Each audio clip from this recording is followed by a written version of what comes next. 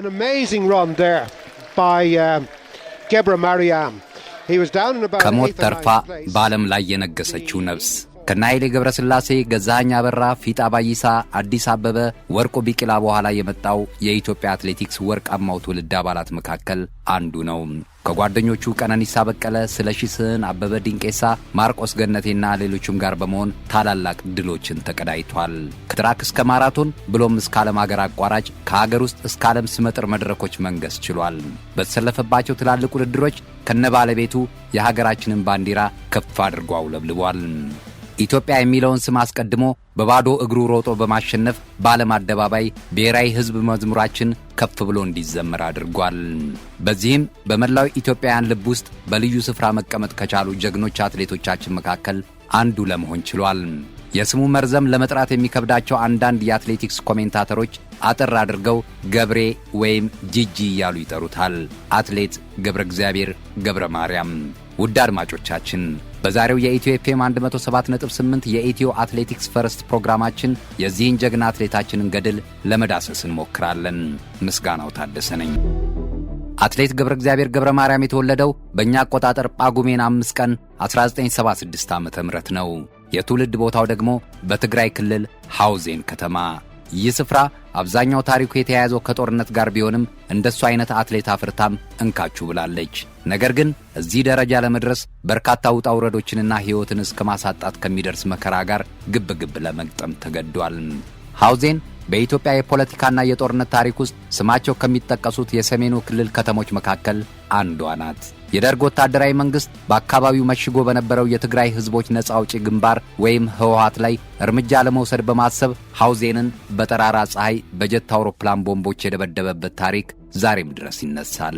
የዛ የቦምብ አደጋ ገፈት ቀማሽ ከሆኑት መካከል ደግሞ ገብረ እግዚአብሔር አንዱ ነው። በጊዜው ገና የ5 ዓመት ሕፃን ነበር። ቢሆንም ግን የተፈጠረውን ነገር በሕፃን አእምሮ መዝግቦ ይዞታል። ዛሬም ድረስ ያስታውሰዋል። ሐውዜን በቦምብ ስትደበደብ የ5 ዓመት ሕፃን ነበርኩኝ። ሁኔታው በጣም ያስፈራ ነበር። የፈጣሪ ፈቃድ ሆኖ እኔ ብተርፍም 2 ወንድሞቼ ግን በጦርነቱ ሕይወታቸውን አጥተዋል ይላል። የትንሹ ገብሬ ችግር ግን በዚህ ብቻ የሚያቆም አልነበረም። በ1983 የደርግ መንግሥት ከወደቀ በኋላም ቢሆን ከችግር ጋር መታገሉን ቀጥሏል። ኑሮውን ከእጅ ወደ አፍ በሆነ መንገድ ከሚመራ ምስኪን የገበሬ ቤተሰብ ነው የተገኘው። ጉሮሮን ደፍኖ ለማደር ሁኔታዎች አስቸጋሪ ነበሩ። ጫማ ስላልነበረኝ በባዶ እግሬ ነበር የምጓዘው። ወላጆቼን በእርሻ ሥራ አግዛቸው ነበር።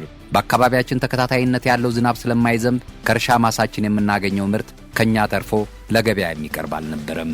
በአጠቃላይ ሕይወታችን በጣም አስቸጋሪ ነበር ሲል ያን ጊዜ ያስታውሳል።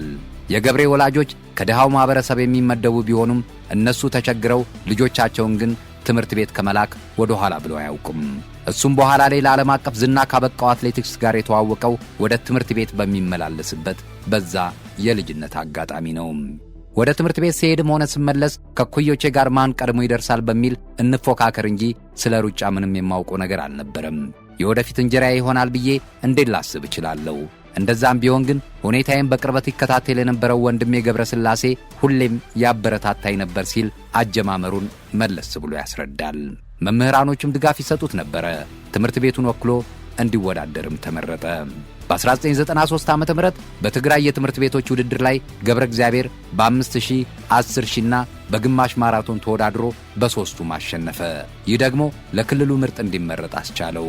ጉዞ ወደ አዲስ አበባ። በመዲናችን በተደረገው የኢትዮጵያ አትሌቲክስ ሻምፒዮና ትግራይን ወክሎ ተሳተፈና በ5000 ሜትር አራተኛ፣ በ10000 ሜትር ደግሞ 7ኛ ሆኖ ጨረሰ። ይህ ደግሞ በባንኮች ክለብ እንዲታቀፍና ለብሔራዊ ቡድንም እንዲመረጥ አስቻለው። በፈረንጆች 2002 በኢትዮጵያ ሀገር አቋራጭ ሻምፒዮና አሸነፈና ለዓለም አቀፍ ውድድር ተመረጠ። በአየርላንድ መዲና ደብሊን በተካሄደው የዓለም ሀገር አቋራጭ ውድድር ላይ በወጣቶች ምድብ በሩጫ ሕይወቱ የመጀመሪያውን የወርቅ ሜዳሊያ ለሀገሩ አስገኘ። አስገራሚው ነገር ታዲያ ወጣቱ አትሌት ገብረ እግዚአብሔር ገብረ ማርያም ከኬንያውያን ተቀናቃኞቹ ጋር አንገት ለአንገት ተያይዞ ያንን ታላቅ ድል ያስመዘገበው በባዶ እግሩ ሮጦ መሆኑ ነው። Gebra Mariam, the man who was back in the field, who pulled himself forward to rejoin the leading group, has now sprinted clear of the leading group. And Gebra Mariam is going to win the junior title for Ethiopia. Gebra Mariam of Ethiopia, a wonderful run to finish in first place. ገብሬ ይህንን ድል ከተቀዳጀ ከ4 ወራት በኋላ በጃማይካ መዲና ኪንግስተን በተካሄደው የዓለም ወጣቶች ሻምፒዮና ላይ ለመካፈል ወደ ካሪቢያኗ ሀገር በረረ። በዛም በ10,000 ሜትር ወርቅ፣ በ5,000 ደግሞ ነሐስ አገኘና የድል ጉዞውን ቀጠለ። በዛው ዓመት ማለትም በፈረንጆቹ 2002 በእኛ ደግሞ በ1994 በተካሄደው ሁለተኛው ታላቁ ሩጫ በኢትዮጵያ ላይ ተካፈለና ቀነኒሳ በቀለና ስለሺ ስህንን ቀድሟቸው አሸነፈ።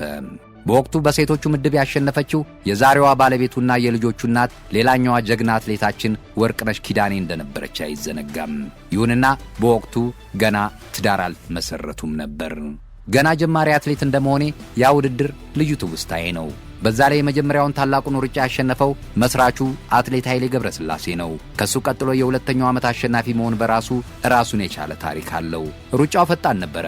ቀነኒሳ ከኋላ አድፍጦ ነበር። ቢሆንም ግን በጣም የተፈታተነኝ ስለሺ ነበር ሲልም የታላቁ ሩጫ አሸናፊነቱን መለስ ብሎ ያስታውሳል። ገብረ እግዚአብሔር በታላቁ ሩጫ ላይ ተካፍሎ ማሸነፉ በተለያዩ ዓለም አቀፍ ውድድሮች ላይ የመሳተፍ አጋጣሚዎችን ፈጠረለት።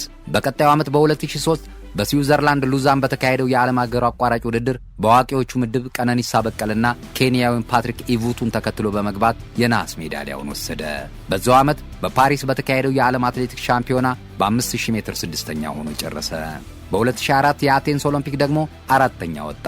ቀነኒሳ ወርቁን ባጠለቀበት በዛ ውድድር ገብረ እግዚአብሔር አራተኛ ወጣው። ሶስተኛ በወጣው ኬንያዊ ኢልዊድ ኪፕቾጌ በ0.25 ሰከንዶች ተቀድሞ መሆኑ ዛሬም ድረስ ያስቆጨዋል። በ2004 የዓለም አገር አቋራጭ ውድድርን የማዘጋጀት ዕድሉን ያገኘችው የቤልጂየሟ ብራሰልስ ነበረች። እሱም በአጭርና ረጃጅም ርቀቶች ተካፍሎ በሁለቱም የሀገሩን ልጅ ቀነኒሳ በቀለን ተከትሎ የብር ሜዳሊያዎችን ወሰደ። በእንደዚህ አይነት መንገድ በትራክና ሀገር አቋራጭ ውድድሮች ላይ በርካታ ድሎችን በመቀዳጀት የሀገሩን ስም ከፍ አድርጎ ያስጠራው ገብሬ በግሉ ባደረጋቸው በርካታ ውድድሮችም በእጅጉ ስኬታማ ነው። በ2008 በእንግሊዝ ቡፓ ግሬት ኖርዝራን የግማሽ ማራቶን ውድድር ለመጀመሪያ ጊዜ በርቀቱ ተካፍሎ ሌላኛውን ዝነኛ ጸጋዬ ከበደን ተከትሎ በሁለተኛነት አጠናቋል። በ2009 በ3 ሀገር አቋራጭ የግል ውድድሮች ላይ ድል አድርጓል። በ2010 በተባበሩት አረብ ኤሚሬትስ በተካሄደው የ10 ኪሎ ሜትር የጎዳና ላይ ውድድር አሸንፏል። በወቅቱ እንደውም የታደሰ ቶላን ሪከርድ በ6 ሰከንዶች ነበር የሳተው።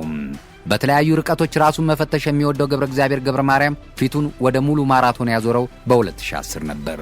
የመጀመሪያ ውድድሩን ለማድረግም ወደ አሜሪካ ኒውዮርክ በረረ። በወቅቱ ታላቁ አትሌት ኃይሌ ገብረስላሴ በውድድሩ እንደሚሳተፍ አሳውቆ ስለነበር የታላላቅ ሚዲያዎች ትኩረት ሁሉ እሱ ላይ ነበር። ነገር ግን ኃይሌ 25ኛው ኪሎ ሜትር ላይ አቋርጦ ወጣ። ማንም ያልገመተው ገብሬ የመጀመሪያ የማራቶን ውድድሩን 2 ሰዓት ከ8 ደቂቃ ከ14 ሰከንድ በሆነ ጊዜ በመግባት አሸነፈ። ከድሉ በኋላ ማስተያየቱን ሲሰጥ ሁሉም ትኩረቱን ያደረገው በኃይሌ ላይ ነበር። እየተጋገዝን ነበር የምንሮጠው። 25ኛው ኪሎ ሜትር ላይ ስንደርስ ኃይሌ ጠጋለኝና ገብሬ ጥሩ ስሜት እየተሰማኝ አይደለም፣ ከዚህ በላይ መሄድ አልችልም። ሁሉም አትሌቶች እኔን ነው የሚጠባበቁት። ስለዚህ አንተ በራስ መንገድ አፈትልከው ውጣ አለኝ።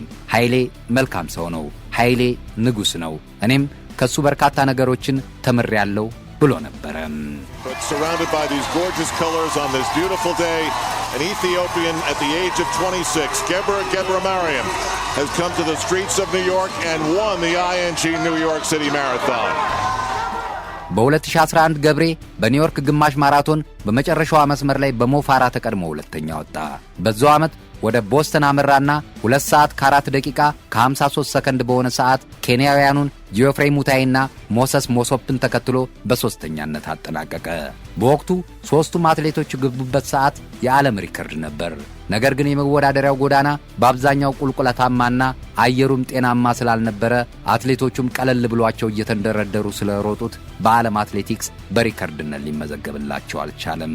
ቢሆንም ግን በገብሬ የሩጫ ሕይወቱ እስከዛሬ በማራቶን ያስመዘገበው የግል ምርጥ ሰዓቱ ሆኖ ተመዝግቧል። በውድድሩ ላይ ገብሬ ብቻውን አልነበረም የሮጠው። ባለቤቱ ወርቅነሽ ኪዳኔም የመጀመሪያ የማራቶን ውድድሯን እያደረገች ነበር። በወቅቱ ታዲያ ማንም ያልጠበቀው አንድ አስደንጋጭ ነገር ተከስቶ ነበር። ገብረ እግዚአብሔር ውድድሩን 3ኛ ወጥቶ ከጨረሰ ከ14 ሰከንዶች በኋላ በመግቢያው አካባቢ ሆኖ የባለቤቱን የወርቅነሽን ውጤት እየተከታተለ ባለበት ሰዓት እሱና ውድድሩን የጨረሱ አትሌቶች ከቆሙበት ስፍራ በ190 ሜትር ርቀት ላይ 2 ሰው ሰራሽ የእጅ ቦምቦች ተወርውረው አካባቢው በፍንዳታ በጭስና በዋይታ ታፈነ። በአደጋውም 3 ሰዎች ሲሞቱ ከ500 በላይ ሰዎች ቀላልና ከባድ ጉዳት ደረሰባቸው። እሱ ግን ምንም ሳይሆን በተአምር ተረፈ። በሕይወቱ 2 ጊዜ ካስፈሪው ሞት አመለጠ ማለት ነው።